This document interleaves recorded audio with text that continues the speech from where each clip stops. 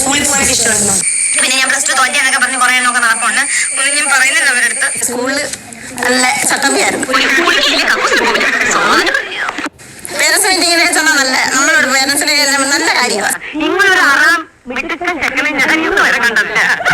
സാറന്മാരെന്താ ചോദിച്ചാൽ അവരോട് ഭയങ്കര ക്വസ്റ്റ്യൻ ചോദിപ്പാ. ഞങ്ങളുടെ സാറ് ഭയങ്കര കിടിലായിരുന്നു. അക്കൗണ്ടൻസി പഠിപ്പിച്ചുകൊണ്ട് അതുകൊണ്ട് എനിക്ക് അക്കൗണ്ടൻസി പഠിക്കാൻ ഭയങ്കര ഇഷ്ടമായിരുന്നു. ഭയങ്കര താല്പര്യമായിരുന്നു എനിക്ക് അക്കൗണ്ടൻസിയോട്.